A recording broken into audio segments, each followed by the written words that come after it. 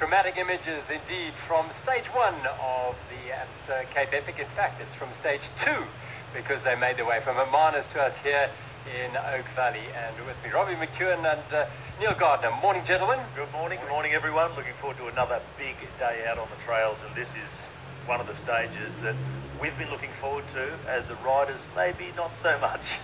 Well, we've got a very big peak. We've got the highest point in the race. It's Groenlandberg, and the riders will be looking at that with some trepidation. We've had really 2 hard days and a prologue, and today is stage 3 legs for the riders. Yeah, it is. For those who are new to the race, will be starting to feel those legs today if they push a little bit too hard. In fact, the highest point in the race, Groenlandberg, today, it's one of the great iconic climbs in mountain biking in South Africa. It's up, if you could see over Neil's head, it would be beyond him over there in the mountains there, but it's in the clouds.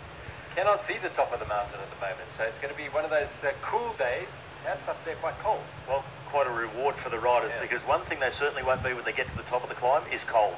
So they'll really appreciate the cooler temperatures. There's been just a tiny bit of misty rain falling this morning, so the trails are going to be in ideal condition, and they'll be quite happy that the sun's not out and blazing down on them. Right, as you know, the race starts nice and early. We'll be bringing you all those images of the riders making their way around on stage 3. It's 107 kilometers, 2,800 meters of climbing, a really big day for all of them. But yesterday was equally tough because they made their way from Hermanus High School to Oak Valley. This is how the day unfolded.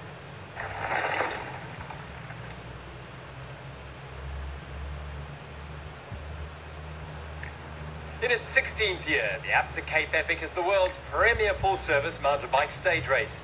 The teams of 2 traverse the spectacular Western Cape of South Africa over 8 days of grueling yet rewarding riding. The Absa Cape Epic starts on Table Mountain and takes in 3 race towns before finishing in Val de Vie in Paarl. The pro and amateur teams all cover the same course, 624 kilometers and 16,650 meters of climbing. Stage 2 is a transitional stage, taking the teams from Hermanus to Oak Valley in a relatively short 90-kilometer stint. It's packed with challenging climbs and technical single track, and there are 2,250 meters of climbing, not to be taken lightly. Defending champion Jaroslav Kulhavi and his new teammate Sam Gaze were in 3rd overall. In the yellow Zebra Leaders jersey, Scott SRAM Racing, Nino Schurter and Lars Forster. 2nd, Team Cannondale Factory Racing of Manuel Fumic and Henri Cavancini. Despite a 3.5-minute gap between the top 2 teams, the racing is ultra-competitive in this year's Absa Cape Epic. As they leave Hermanus, the prestige of a stage win is on the minds of many.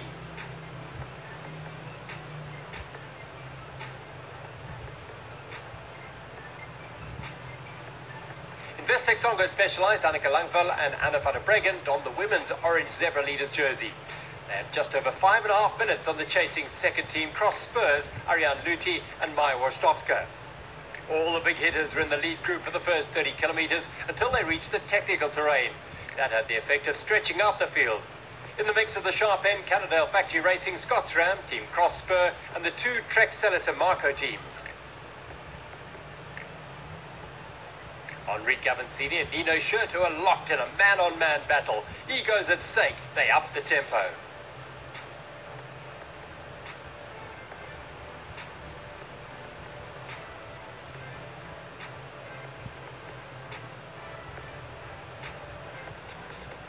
Notable by their absence from the leading group was Investec Songo Specialized, with Kulhavi and his rookie teammate Gaze, who was still suffering from the after effects of a stage 1 crash and struggling to keep the pace. Scott continued to turn the screws on the rest of the contenders. The 2 Swiss, world champion Schurter and European champion Forster, made their decisive break on the last short but steep farm road climb and put meaningful time between themselves, Cannondale, Cross Spur and Trek Celis and Marco as they stamped their authority on stage 2. Scott SRAM MTB crossed the Oak Valley finish line in 3 hours 37 minutes for their 3rd win in a row. Cross Spur managed to fend off Cannondale Factory Racing and took 2nd place 30 seconds later.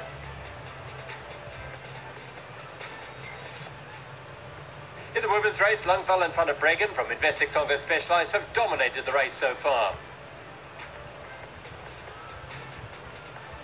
Stage 2 saw Team Cross Spurs Luti and Worstovska hang on to the orange jersey riders for the majority of the race. However, the class of the leaders shone through and they managed to break away after the Hoek pass and maintain the gap till the finish.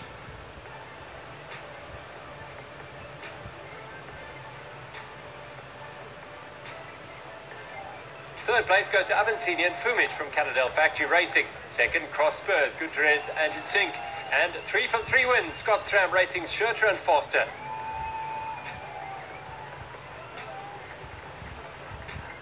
They'll be in the yellow leaders jerseys again for stage 3.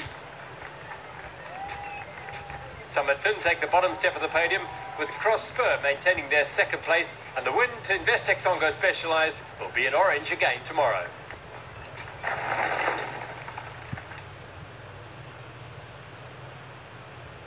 So that was how it unfolded on stage 2, and these confirmation of those results. 29 seconds, great day out for Cross Spur after they lost an hour the day before. Fumic and Avancini managed their efforts and didn't lose as much as perhaps at one stage we thought they would, because Fumic was really suffering. Ferraro and Poro, the Trek Salis and Marco pair, they're like Jack Russell snapping at the heels of the podium contenders there. And a great day. Christian Heineck, of all the veteran marathon stage racers, is certainly faring the best in youthful company. Hatherley and Beers in the Absa Africa jersey, 3:35 down there are the Specialized Foundation NAD team. And Beloy and Matlana, the new wearers of the Exaro jersey, Exaro Pepto team.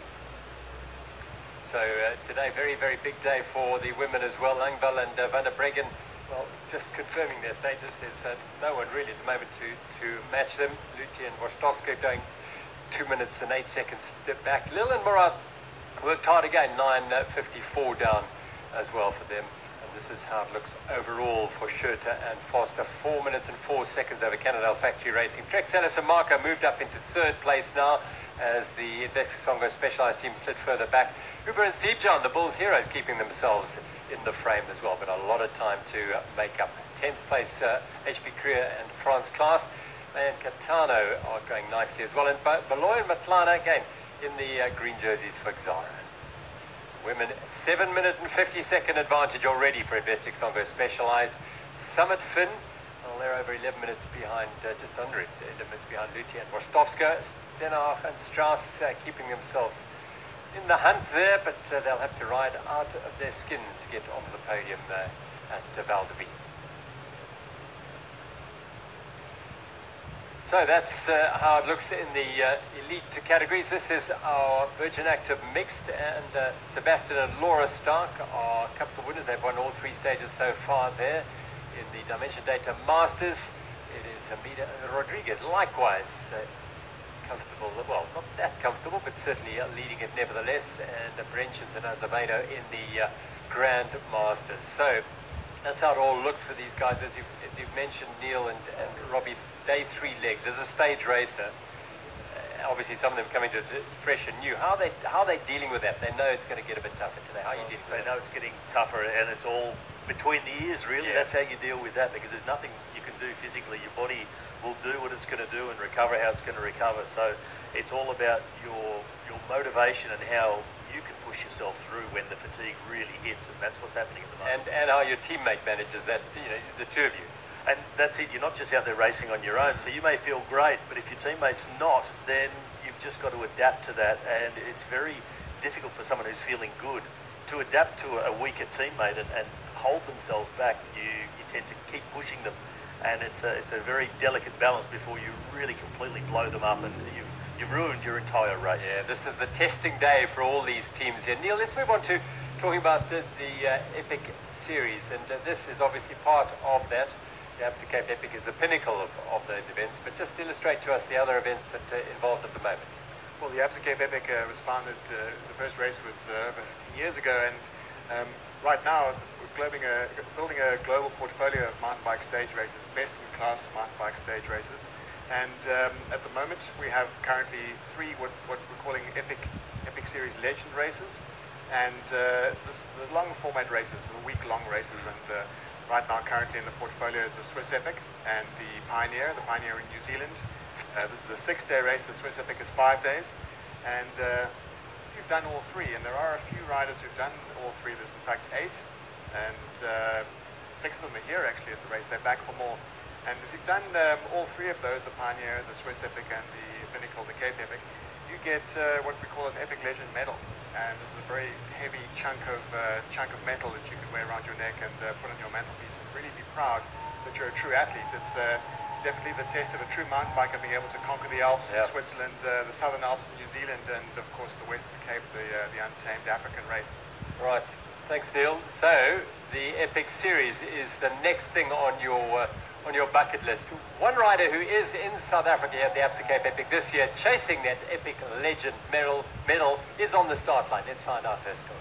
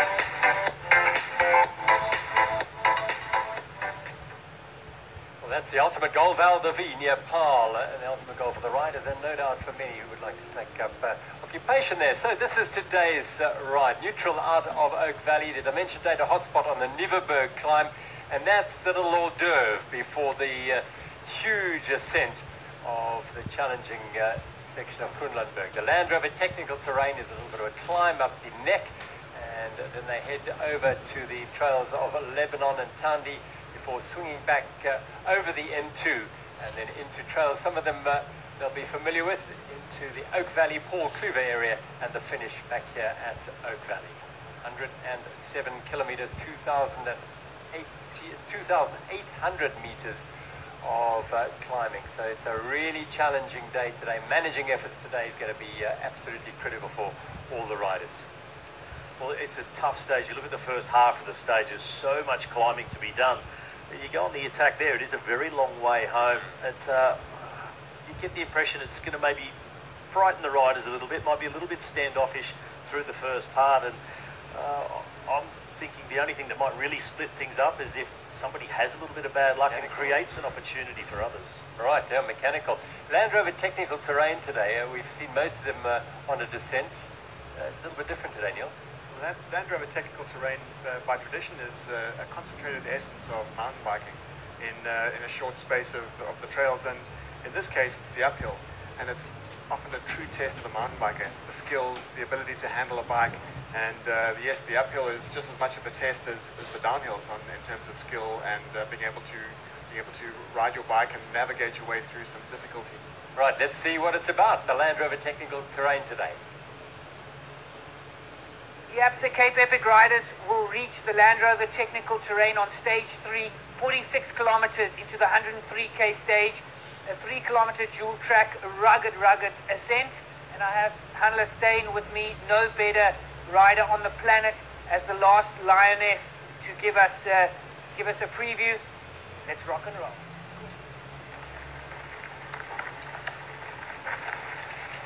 As if the Land Rover Technical Terrain on stage 3 wasn't hard enough, riders will have had to endure 2 brutally tough climbs in Nieuweberg and Groenlandberg, and the descent down Groenlandberg is in very rutted state, and riders will have to really focus to maintain their energy and concentration levels as they approach Die Nek.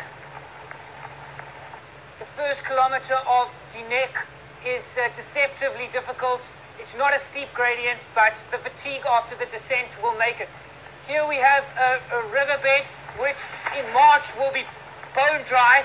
That riverbed marks the start of the real incline, and as you can see, dead center in the shot, that is where we're heading, the summit of Die Nek.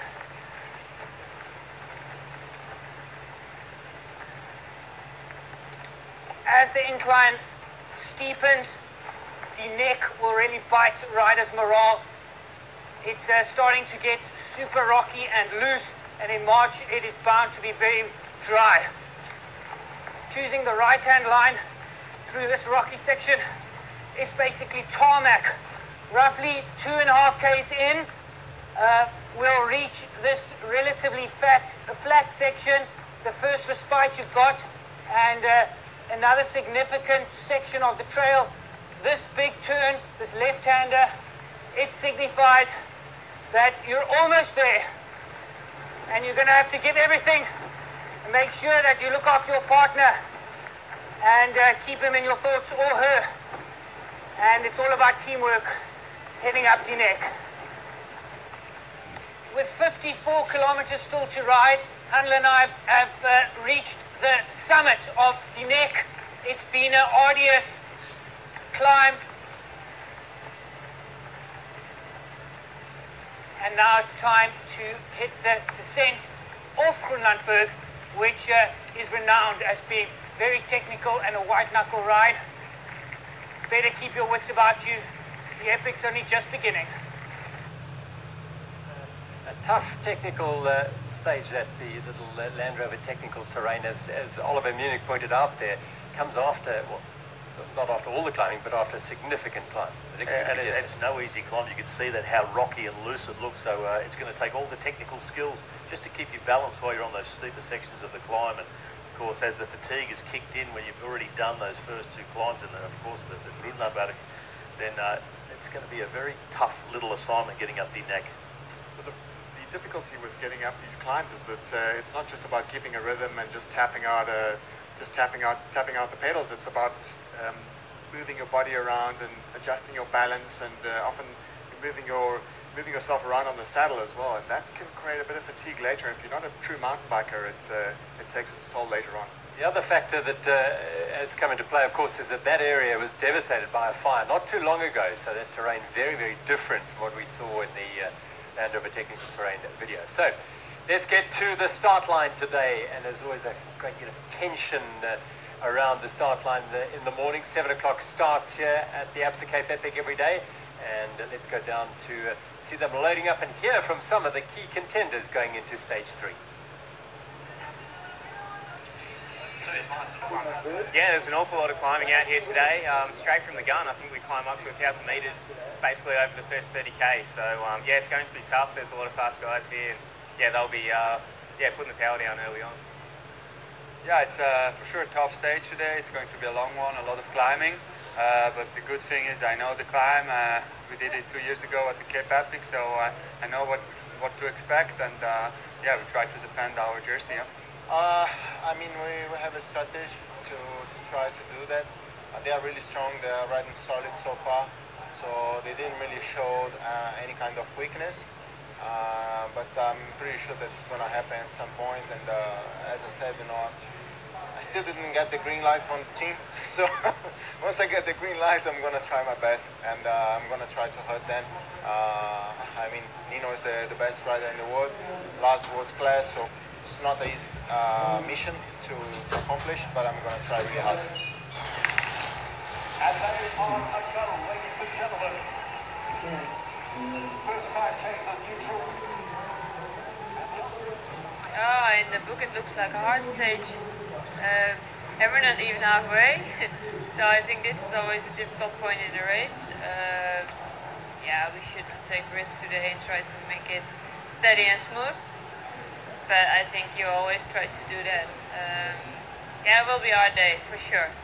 Yeah, it's going to be a tough one. Actually, when we walked yesterday in the front, I didn't know that today it's 107 k's in such a long climbing. It will be tough, but I like climbing and I like downhill, so actually that's a perfect stage for me. And Ariane's is getting better and better every day, so I hope that she can push strong also today. But definitely you need to be careful how you push, because it's a very long, very hard stage.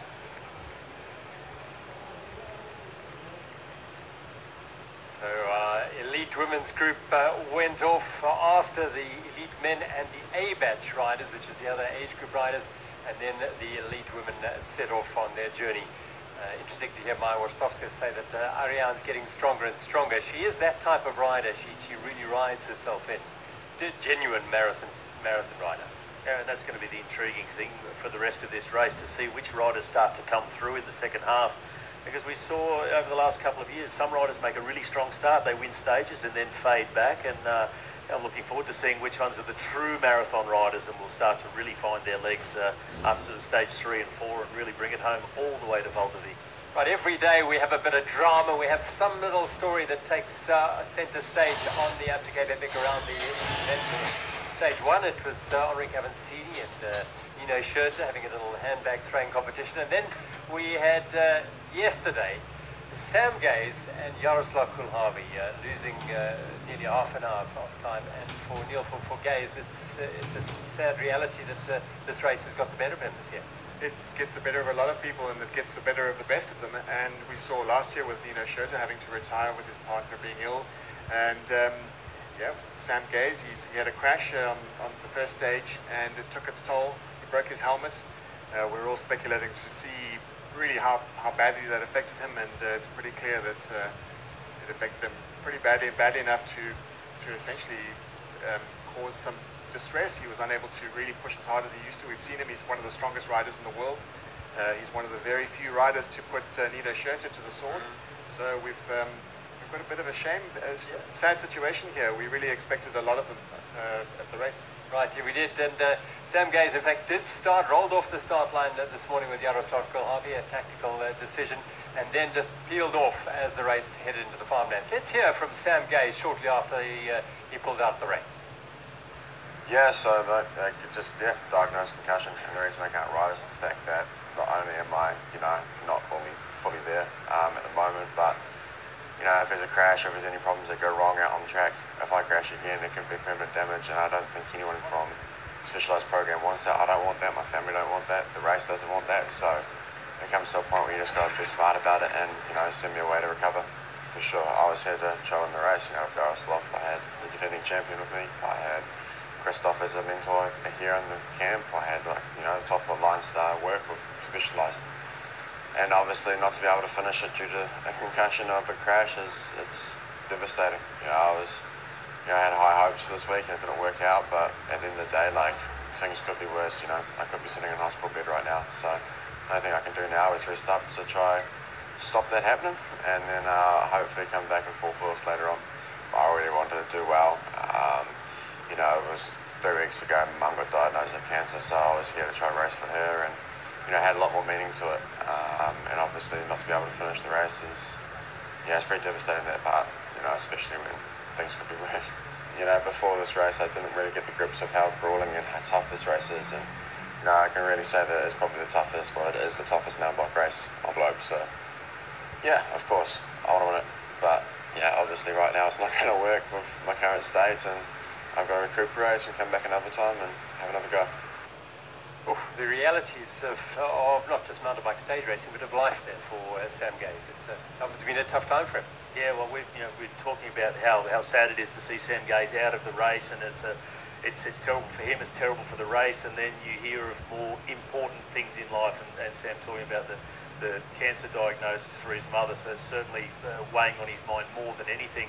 But it was hardly surprising to hear him say he was diagnosed with a concussion, and you know, this is mountain bike racing. This is not a football match where they take you off and assess you and say, oh, you've had a concussion, stay off the field now. Bike racing, particularly mountain bike racing, you've got to get back on, get going if you possibly can, and then assess the damage later on. And it's hardly surprising to hear Sam say that he had quite a nasty head knock. We saw him get up after the crash, straighten his helmet, and he looked quite dazed as well. So he is better off out of the race now and move on and hopefully come back as strong as ever. And we saw the state of his helmet. It didn't look good, and thank goodness for the modern technology of amazing helmets that we have in mountain biking. Yep, and this is the lead group leaving Oak Valley under a Land Rover neutral vehicle around the farm roads. They'll come through the village, down the road and out the gates when the racing will begin. So a bit of a neutral role. But you know, Sam Gaze there just saying, you know, only now being in the race is really a full appreciation of just how tough this race is. And for all these new riders, they certainly third morning waking up thinking, wow, this is the real deal. I think the difference that the cross-country riders experience is that the cross-country course, the UCI World Cup circuit, is a highly controlled environment. The course is all blocked off, it's controlled, the guys get to ride it several times before the actual race, and it's very different from stage racing and marathon racing where anything can happen and you ride the course pretty much blind, and crashes do happen for that very reason. Just a brief little roll on the tar road here outside Oak Valley under the neutral car. Every one of the batches going along here under the neutral vehicles, because it is obviously a public road and in full use. The farms are waking up and getting down to business, so you've got to be very, very careful. This is still very early, so they've got the Nieuweberg climb is the first ascent, and the little carrot dangling at the top of that is the Dimension Data Hotspot, which you quite often see teams who are perhaps not in the mix, so somewhere off the pace, wanting to give it a go there. Well, there's a chance very early on before the David sets in to go out and get yourself a ride, so there'll be holding contestants very quickly after the start of this, and it's off quite a nasty into the climb, so it's not just a case of, oh, I feel like I'll have a crack at that. Yeah. And take on the best. And with the increase in pace that you often see from the Dimension Data Hotspot is that there's always a split in the race, and that can have tactical implications as we go forward. If the group is split up, it means that some riders might be caught unawares, they might be caught behind a big bunch of riders and not be able to stay with the very front riders, and once things split up, it could get very dangerous. Absolutely, and that's, you know, if you're wanting to get up Nieuweberg first, you want to be in amongst those groups at the front there. Of course, Cannondale Factory Racing 1 and 3, Fumic and Abitsidi in that little picture there. Cross Spurrer there, the red jerseys of the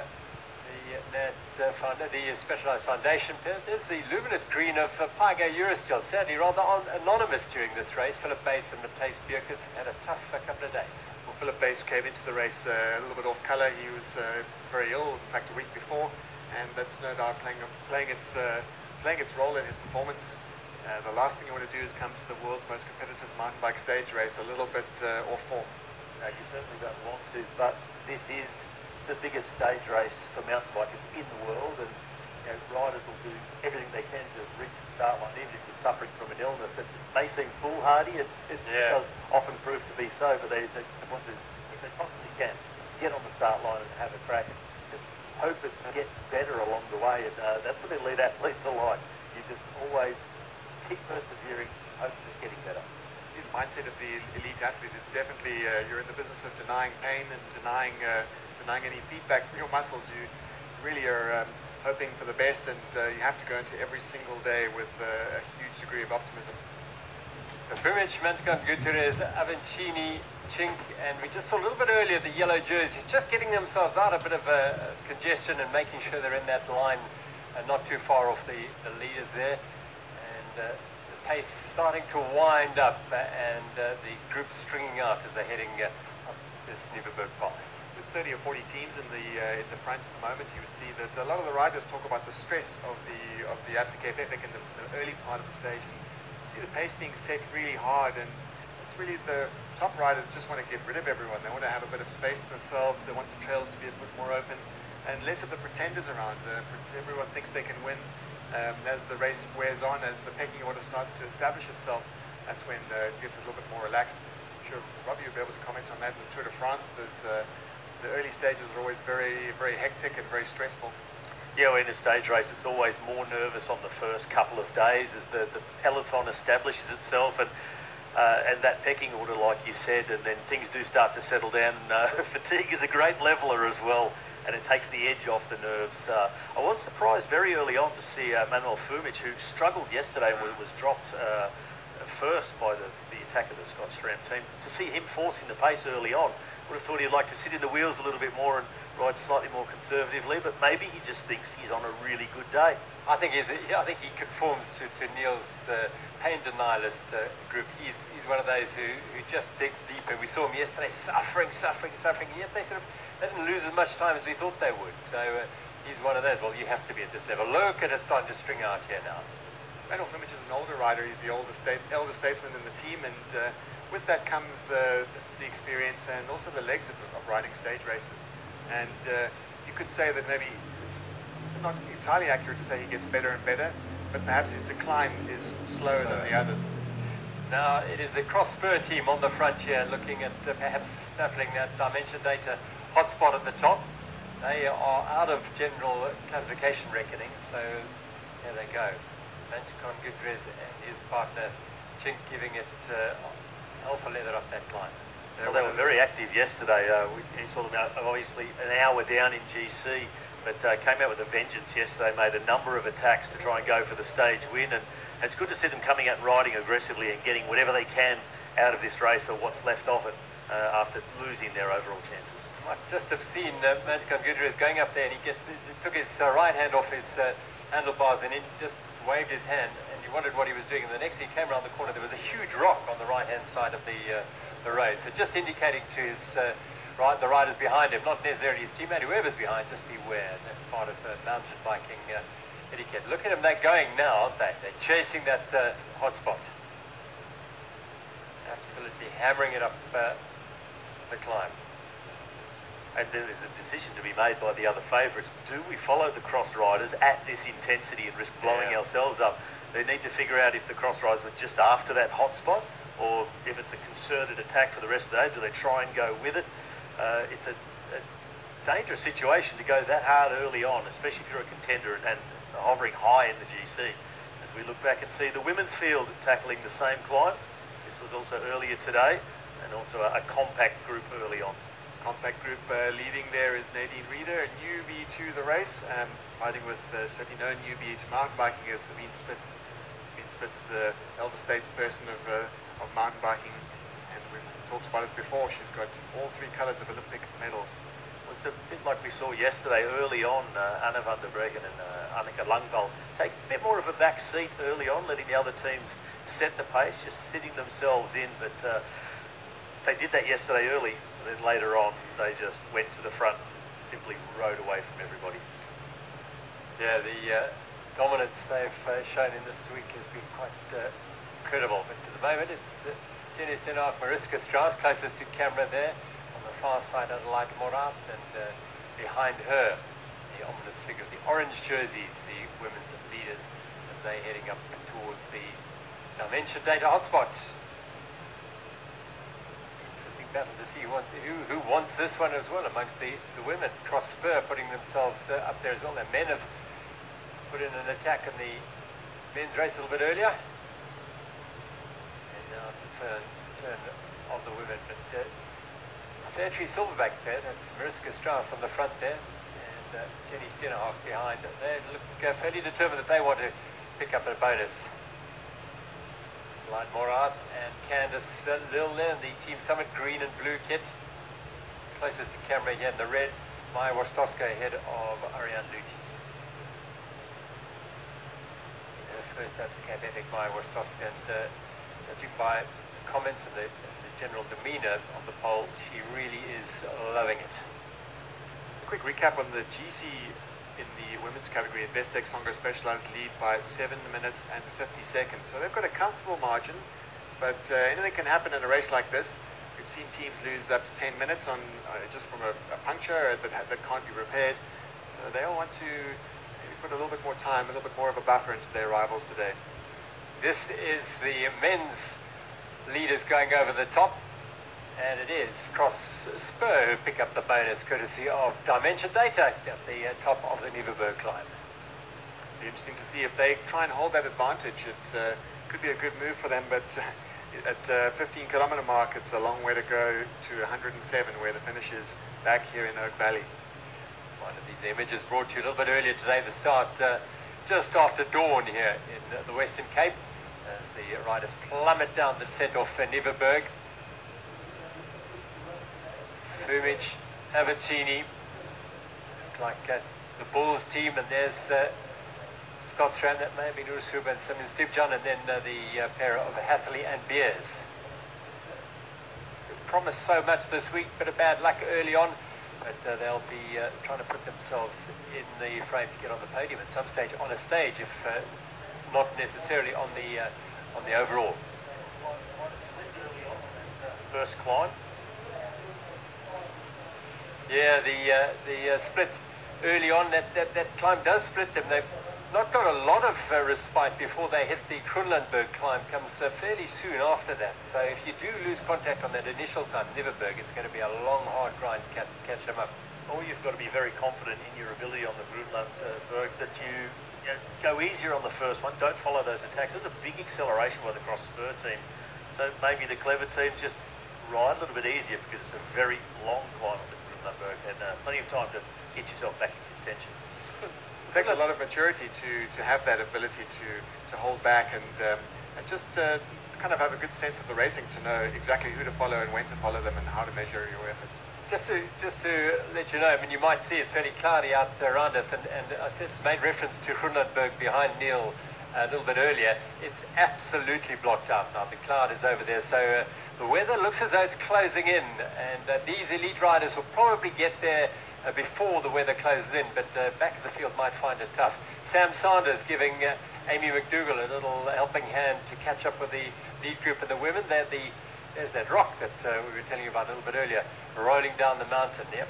And they are the leaders in the Absa African women's competition, ahead of Teresa Ralph, who just glanced over her shoulder there to see if perhaps they were struggling behind her. Well, there's a big competition going on for that red jersey, and there was a bit of a time gap, but as we said, anything can happen. There could be a large, it could be a crash, and that time gap could be eaten up in one day, for example. We just saw a bit of a push there, which is quite an interesting tactic.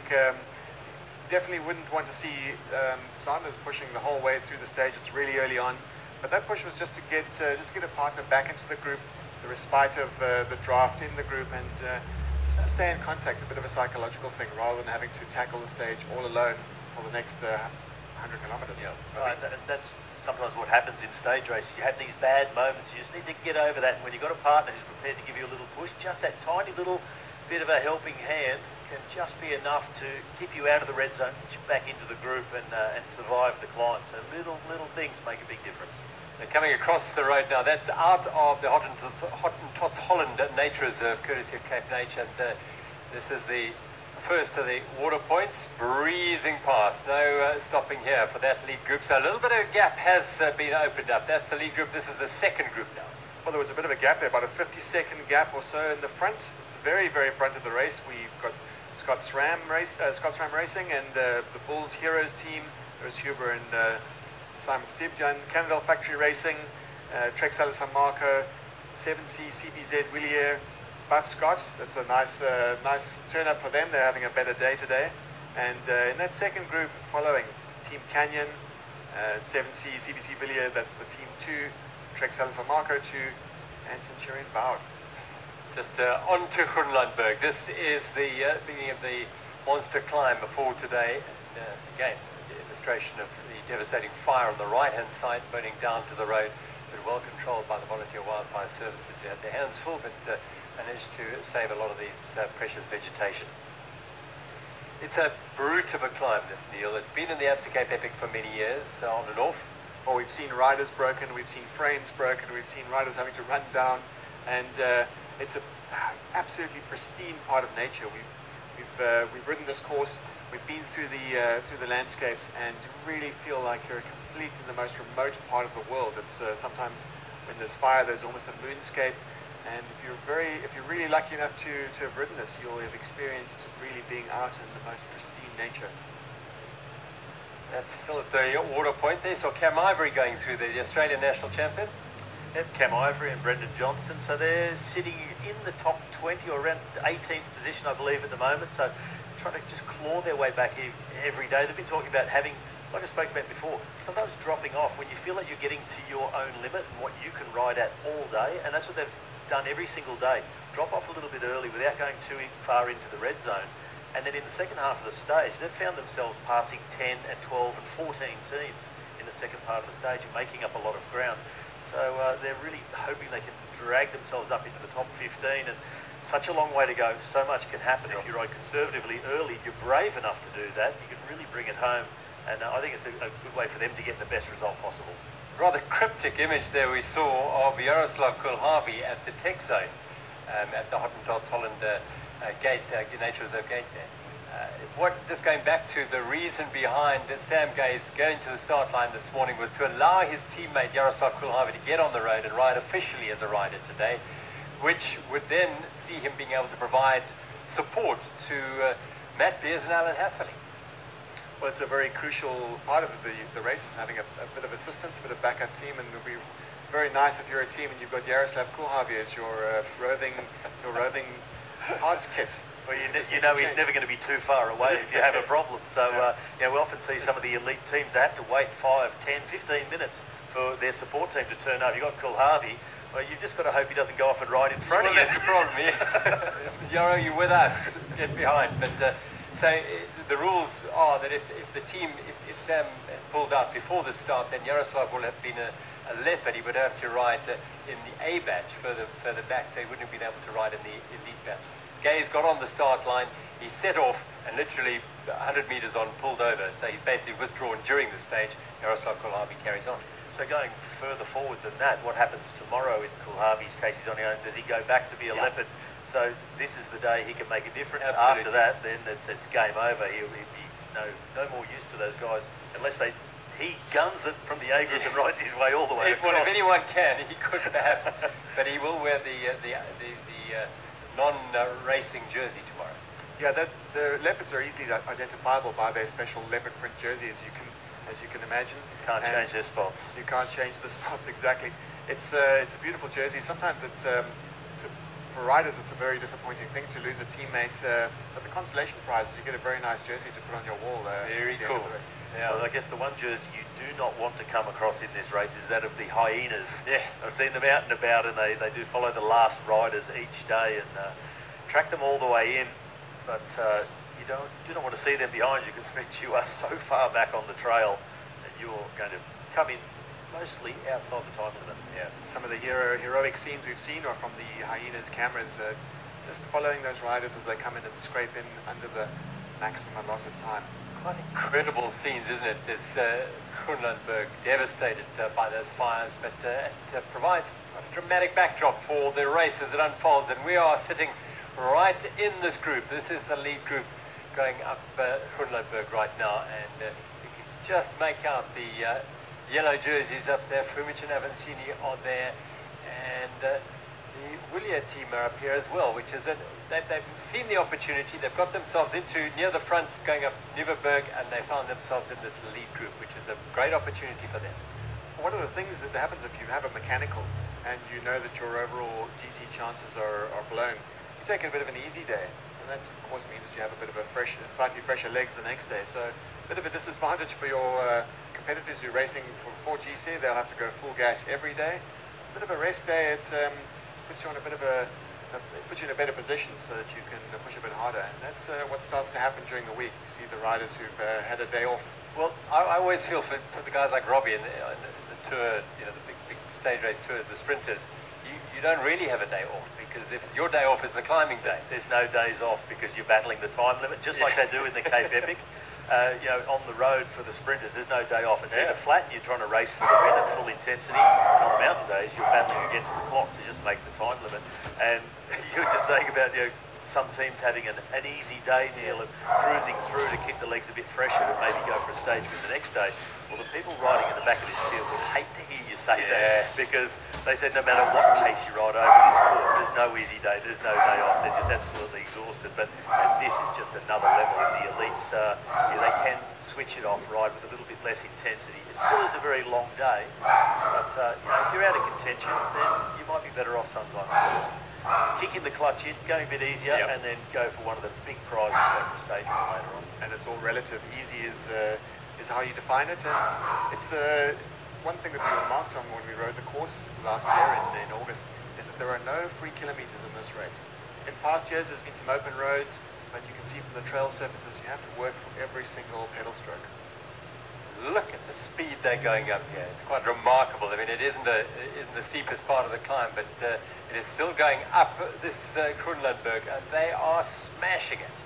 Well, you can always see from road racing, however long and thin that line is a good indication of the pace. And right there, we saw some of the riders, or saw the front riders going up to 25 kilometers an hour on a slight incline. So the pace is absolutely white hot.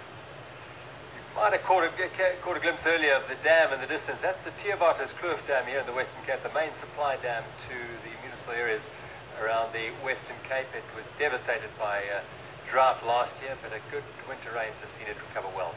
So back with that lead group, and there are a few unfamiliar teams in there. Trek Salas and Marco are in there, Poro and his partner, and Damiano Ferraro, and of course the Bulls, Urs Huber and Simon Stiepjan in the mix. In fact, right, I think on the front there are Stiepjan and Urs Huber. Fantastic performance from there. They're flying fourth overall at 9 minutes and 24 back off the Scots Ram pair. And Trek Salas and Marco, we saw them earlier, Ferraro and Poro, flying at 8 minutes. So still very much within reach.